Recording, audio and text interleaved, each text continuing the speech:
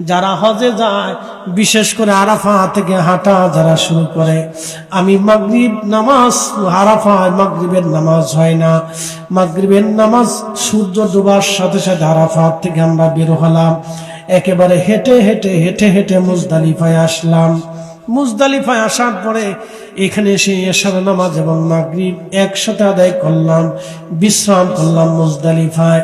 মুজদালিফাতে বিশ্রাম করার পরে ফজরে আজান হলো, ফজরের নামাজ পড়ে আবার হাঁটা শুরু করলাম। হাঁটতে হাঁটতে মিনার পাশ দিয়ে হেঁটে হেঁটে জমারাতে আসলাম। এই সময় বহু হাজি মারা যায়। এই সময় বৃদ্ধ যারা অসুস্থ, হার্টের রোগী, প্রেসারের রোগী যারা এই সময় মারা যায়। কারণ এই সময় গাড়িতে আসার কোনো সিস্টেম নাই, হেঁটেই আসতে হবে, হেঁটেই যেতে হবে। জমারাতে শয়তানরে পাথর মেরে আবার মিনাতে হেঁটে যেতে বহু সময়ের দরকার, প্রচন্ড রোদ আসে। আল্লাহু আকবার। এই সময় বহু হাজি মারা যায়। একটার পর একটা বোতল পানির পর পানি ঢাললাম।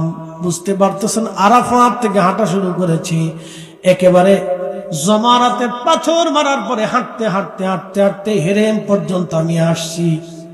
গাড়ি ফাইনির মাঝখানে একবারে হেঁটে পুরা হারামি আসছি। হারামি আইসে তারপর আমি ক্ষান্ত দিন, আমি বললাম না, আজকে শেষ করেই ছাড়বো। হারামি আইসে তাওয়াফ করছি, 7 তাওয়াফ, 7 বার ঘুরছি।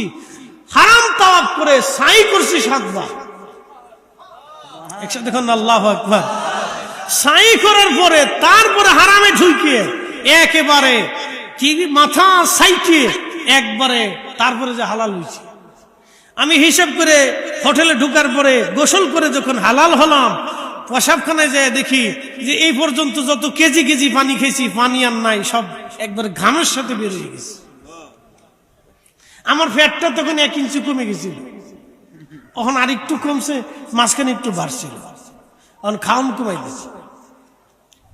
এটা হালকা পাতলা হয়েছে, একটু চিকুন চাকুন হয়েছে আর কি, ভালোই, খারাপ না। বেশি মোটা তাজা হইলে এটা লাড়াছাড়া করাইতো ঝামেলা। তো খুব মনোযোগ দিবেন, এটার নাম হজ। যদি হাইটটা হজ করতে না পারেন তাহলে হজের মজা পাবেন না। এরপরে আবার পরের দিন জমারাতে যেতে হয়। আবার কেউ অথবা মক্কায় না আসে, মিনারায় থাকে, মিনাতেও থাকে অনেকে, মিনাতেও চলে যায়। আপনি মিনাতেও থাকতে পারেন, হারামেও চলে আসতে পারেন। পরের দিন আবার গেলাম জমারাতে শয়তানরে পাথর মারার জন্য। দ্বিতীয় দিন গাড়ি পাইলাম, তৃতীয় দিন আর গাড়ি পাই না। তৃতীয় দিন হাইটে হাইটে হারামে আবার আসছি জমারাত থেকে। হাজার আনুষ্ঠানিকতা শেষ প্রায়। এ সময় অনেক হাজি অসুস্থ হয়ে পড়ে, এর ভিতরে আবার কুরবানি দিতে হয়। বন্ধু খুব মনোযোগ দিবেন। তখনই চিন্তা করলাম, আগে হাজিরা হজ করে আসার পরে হাজি হতো, এখন বহু হাজি হজ করে আসার পরেও এখন সুদের কারবারি ছাড়ে না। তাই তো কই ঘটনা কিরে, এখন তো ডিজিটাল হাজি, সেলফি হাজি, আজরে হাজি, বাজারে হাজি। এইখানে কই ঘটনা কি, হাজি হজ করে আসার পরেও এখনো চরিত্রে চেঞ্জ হয় না। এই সুদ ছাড়ে না, ঘুষ ছাড়ে না, বাদামগিরি ছাড়ে না, অন্যের জমি মাইরে দিচ্ছে ছাড়ে না। কি কথা কন না কেন? অন্যের জমি যে দখল করছে আর সারাসারি নেই, কিন্তু হাজি হজ করে আসছে। কাবা শরীফে ধরে কান্দে, আল্লাহ মাফ করে দাও। শয়তানে হাসে দূরে দাঁড়ায় দাঁড়ায়। শয়তানে যখন জমারাতে যায়, শয়তানে পাথর মারে হাজি, তখন শয়তানে দূরে দাঁড়ায় হাসে, বাপরে বাপ, 1 সিটারে আর 1 সিটারে পাথর মারতে হয়েছে।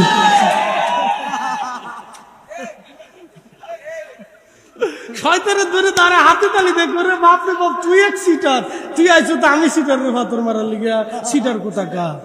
তুই এখনো বোনের জমি বুঝাইস নাই, তোর গ্রামের লোকের জমি বুঝাইস নাই, ঘুষ যে খাইছিস ফেরত দিস নাই, সরকারি টাকা খেয়ে দিছিস, রাষ্ট্রের টাকা, অন্ধের টাকা, গরিবের টাকা, ফকিরের টাকা, মিসকিনের টাকা, অভাবীর টাকা, বিধবার টাকা, অসুস্থের টাকা, তুই যে মেরে মেরে খাইছিস, বাড়ি বিল্ডিং করছিস, অস্ট্রেলিয়া বাড়ি বানাইছিস, ওই কি বলে লন্ডনে বাড়ি বানাইছস, ইউরোপে যায় ঘর করছস, ফুলা বিদেশে পাঠাইছস, কোটি কোটি টাকা সুইস ব্যাংকে পাচার করছস। আরে তোর মতো শয়তান আমিও তো না রে, তুই তো আমার সাথে বড় শয়তান। শয়তান হাসে কে বাপ, ও সিটারে আমার পাথর মারার লেগেছে, সিটার কোথাকার? বহু হাজির করেছে। এর লেগে ঘটনা কি রে, হাজির চেঞ্জ হয় না, কারণ কি? এই জন্য এখন তো ডিজিটাল হাজির। আগে হাজিরা হাইটে বাংলাদেশ থেকে হাঁটতে হাঁটতে মক্কায় গেছে, ঠিক আছে না?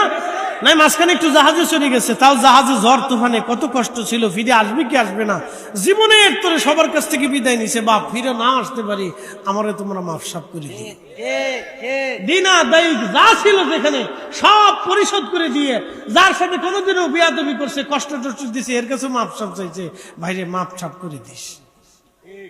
আর হাজি যে কোন দিক দিয়ে চলে যায় হাজি নিজেও জানে না, গ্রামের লোকও বুঝে না। টাকা যে মাইরে দিয়ে রাখছে, দোকানে যে বাকি খাইছিল আজ পর্যন্ত দোকানদারের সামনে আর যায় নাই।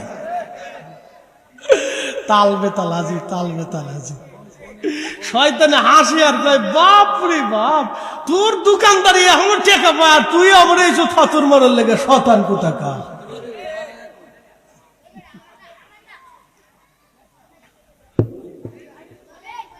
আমি কিন্তু আজ অ্যাঙ্গেল অ্যাঙ্গেলে মেরে দিচ্ছি। আজ করলে কি লাভ, শুনলে কি লাভ, লাভ হবে তার আমলে, আমলেও লাভ হবে না নবী প্রেম না থাকলে দিলে।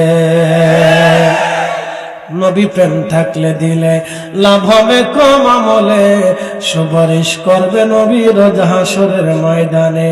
জ্ঞানী যারা বুঝে তারা শুধু ইশারায়, নাদানের বুঝাইতে পারে আছে কে কোথায়। জ্ঞানীর মতো জ্ঞানী হলে অল্প কথাই বুঝে, কচুর মতো কচু হলে অল্প জালে সিজে। হ্যাঁ, বুঝে যাবেন ওয়াজ। খুব ভালো করে মনে করে নিয়ে যাবেন হাজিরিন। এই জন্য দোকানদারের পাওনা বুঝাবেন, যেটা পাবে সেটা বুঝিয়ে দিবেন, দোকানদারের পাওনা বুঝিয়ে দিবেন। আল্লাহু আকবার। এরপরে যারা হজে যাবেন মাফ সাফ চেয়ে হজে যাবেন, যারা পাওনাদার পাওনা পাবে বুঝাবেন, নতুবা ক্ষমা চেয়ে নিবেন। আগের হাজিরা এইভাবে সুদূর পথ অতিক্রম করে হেঁটে হেঁটে হেঁটে হেঁটে তারপরে যাইতো, যাইতে যাইতে 6 মাস টাইম লাগতো। তারপরে জেদ্দা বন্দরে নামার পর ওইখান থেকে উটের হাউদায় চড়ে অথবা পায়ে হেঁটে হেরেমে যাইতো। হেরেমে যাওয়ার পরে বিশ্রামে করত, এরপরে হজের আনুষ্ঠানিকতা শুরু হতো। আহা, এমন হাজি গেছে নিজেরা রান্না বান্না করেও খাওয়া লাগতো।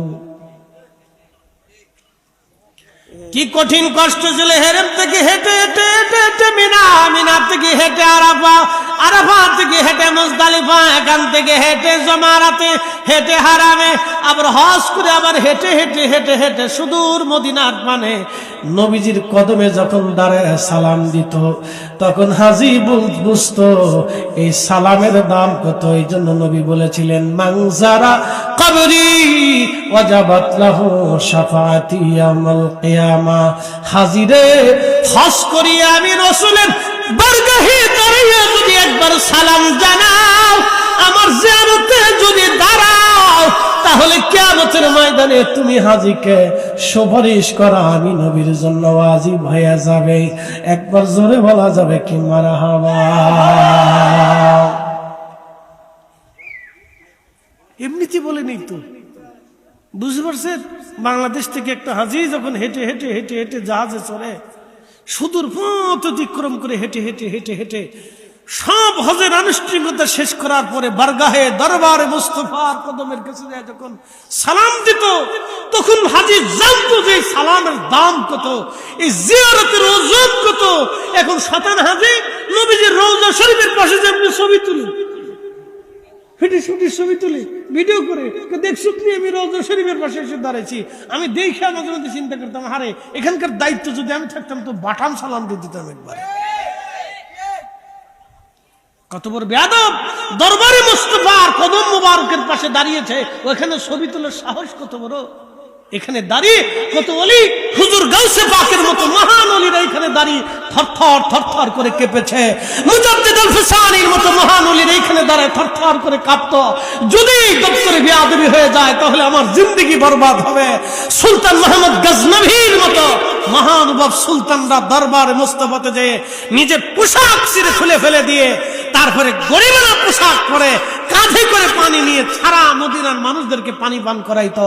একজন লোক দেখে বললেন, তুমি কি সুলতান মাহমুদ গজনবী না? বলে, হ্যাঁ আমি সুলতান মাহমুদ গজনবী।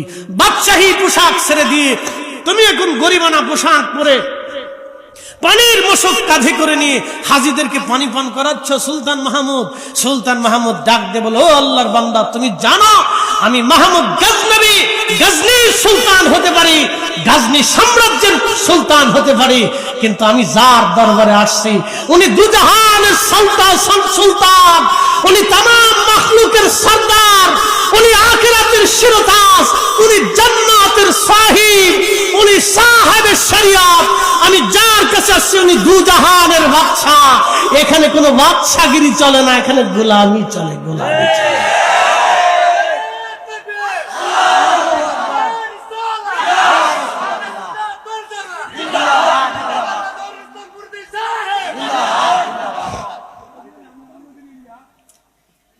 তাদের চেতনা কত মজবুত ছিল ভাবতে পারে।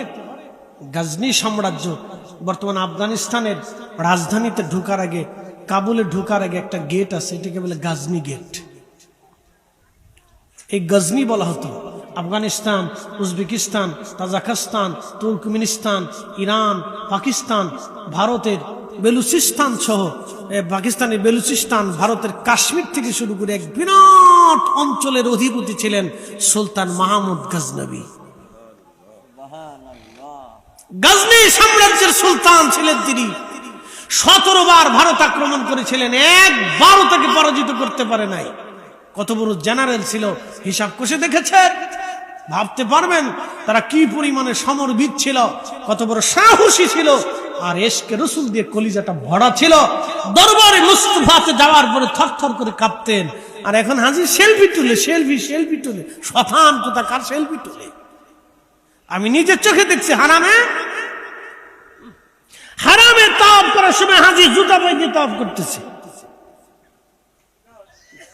জুতা পায়ে দিয়ে তাওয়াফ করতেছে। আমি আপনাদেরকে বুঝাই, এখানে হাজি কারা আছেন একটু হাত উঁচা করবেন তো। হাজি যারা ওমরা করছেন তারাও হাত উঁচা করেন, যারা ওমরা করছেন বা মক্কাতে গেছেন যারা। আচ্ছা, এখানে অনেকে আছে, 10-15 জন আছেন। আমি আপনার হাত নামান, আমি আপনাদেরকে বুঝাচ্ছি। মাকাম ইব্রাহিম তো দেখছেন, ইব্রাহিম আলাইহিস সালাম যে পাথরের উপর কদম রাখছিল দেখছেন তো? আচ্ছা বলেন তো, ওই কথমে ওই পাথরের ভিতরে পা মুবারকের ছাপ আছে না? আচ্ছা বলেন, এই ছাপ কি জুতার ছাপ না পায়ের ছাপ? এটা কি ছিল জানেন? এই পাথরের উপরে ইসমাইল ইসলাম এই পাথর এনে দিলেন, এই পাথরের উপরে হযরত সাইয়েদুনা ইব্রাহিম আলাইহিস সালাম দাঁড়াইলেন। অটোমেটিক এই পাথর আস্তে আস্তে লিফটের মতো উঁচা হয়ে যেত। তিনি পাথর গাঁটতেন, এই পাথর ঘুরতে থাকতো আর তিনি পাথর গাঁটতেন। কাবা শরীফ অনেক উঁচু দেখছেন না? তো এই পাথর অটোমেটিক উঁচু হইতো, একেবারে উঁচু হইতো। এটা মুজেজা, এটা লিফট, অটোমেটিক লিফট। এই পাথর ইব্রাহিম আলাইহিস সালামের কদমের দাগ। এখন বলেন, যদি জুতা পায়ে থাকতেন তাহলে জুতার দাগ থাকতো, যেহেতু খালি পায়ে ছিলেন সেহেতু শুধু পায়ের দাগ।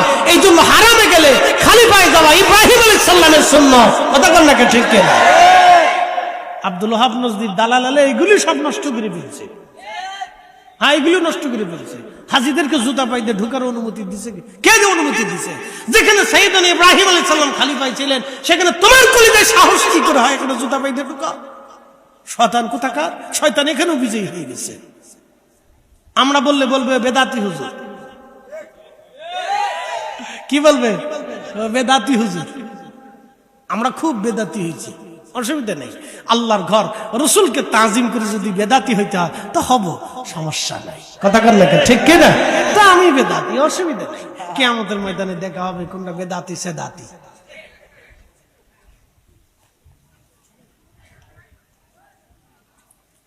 প্রিয় উপস্থিতি হাজিরিন, হাজি হাজ বড় দামি জিনিস। প্রিয় উপস্থিতি, এদিকে আমি আর লম্বা বাড়াবো না, হাউজে কাউসারের দিকে ফিরে যায়। আল্লাহ বললেন, ও নবী আমার উম্মতকে জানায় দেন, ফাসাল্লি লিরাব্বিকা ওয়ান্নাহার। আপনার উম্মতকে বলেন, এই হাউজে কাউসার যদি পেতে হয় তাহলে নামাজ যেন পড়ে, নামাজ যেন ধরে, নামাজ যেন পড়ে, নামাজ যেন ধরে, নামাজ যেন পড়ে, নামাজ যেন ধরে। একসাথে বলেন কি? জোরে বলেন, ভয় পায় বলেন না, একসাথে বলেন কি? নামাজ। নামাজ যেন পড়ে, নামাজ যেন ধরে। ফাসাল্লি লিরাব্বিকা ওয়ানহার, নবী বলেন উম্মতকে তারা যেন আমি আল্লাহর জন্য কুরবানি করে, কুরবানি করে, কুরবানি করে, কুরবানি করে। শুনে যাবেন কালিসীমাবাসী,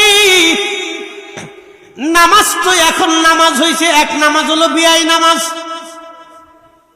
বিয়াই নতুন বাড়ি গেছে, চিন্তা করলো ডাক দেখা বিয়াই আসেন নামাজে যাই, নতুন বিয়াই নামাজ পড়ে না, চিন্তা করলো এখন যদি নামাজ না পড়ি তো বিয়াই কি বলবে। সে বিয়ার ডরে নামাজে গেছে, আল্লাহর ডরে কিন্তু যায় নাই। ফাসাল্লিল, আল্লাহ বললেন ফাওয়াইলুল লিল মুসাল্লিন আল্লাযীনা হুম আন সালাতিহিম সাহুন।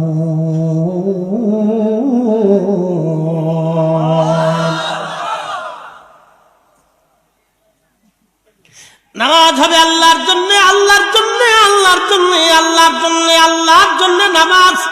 নামাজ আল্লাহর জন্য হবে। আর এক নামাজ হচ্ছে সামাজিক নামাজ। হুজুর সামাজিক নামাজ কি? সালিশ দরবারে লোকেরা বসছে, ইমাম সাহেব হুজুর বলল আজ জোহরের নামাজ আজান পড়েছে, আসেন নামাজটা পড়ে আসি। এখানে এমন কিছু মানুষ সালিশ দরবার করে যারা পেশাব করে পানি লয় না, এমন মানুষ আছে যারা পেশাব করে পানি লয় না। তারা চিন্তা করলো পেশাব করছি আর না করছি যা মনে তাই হোক, নামাজে যদি না যায় মানুষে কি বলবে। মানুষের ডরে নামাজে গেছে, এটার নাম সামাজিক নামাজ। ফাওয়াইলুল লিল মুসাল্লিন। কিয়ামতের ময়দানে আল্লাহ ডাক দেবে, হে বান্দা কেন তুমি জাহান্নামে চলে যাও? কিসের জন্য আজকে জাহান্নামে যাও বলো? বলে লাম নাকু মিনাল মুসাল্লিন, আমরা মুসল্লিদের অন্তর্ভুক্ত ছিলাম না। এই জন্য নামাজ যদি আপনাকে পড়তে হয় সুদ ছেড়ে দিতে হবে, ঘুষ ছেড়ে দিতে হবে, মিথ্যা ছেড়ে দিতে হবে, গীবত ছেড়ে দিতে হবে, শাকায়াত ছেড়ে দিতে হবে, অন্যের সম্পদ বুঝিয়ে দিতে হবে, অন্যের হক বুঝিয়ে দিতে হবে, মা বাবার খেদমত করতে হবে, আর প্রতিবেশীর খেদমত করতে হবে, এতিমের হক রক্ষা করতে হবে। আমরা মুসলমান হইছি কিন্তু নবীর আদর্শ আমরা নিতে পারি নাই। আপনি দেখেন এদেশের বহু ঢাকায় বড় বড় রাজধানীতে বড় বড় ব্যবসায়িক কাজে হাই হাই। কয়েকদিন আগে ভোক্তা অধিদপ্তরে দেখলাম একজনের মাথায় সুন্দর টুপি, মুখে অনেক সুন্দর দাড়ি। ভদ্রলোকটা দোকানদারি করে কিন্তু খাবারের ভিতরে রং মিশায়, খাবারের ভিতরে রং মিশায়। খাবারে কি মিশায়? রং। কালো জিরা আছে না, কালো জিরে, কালো জিরের ভিতরে ওই কালা কাপড়ের রং মিশায়। কালা এই কালা না, কিশমিশে কালা যেটা।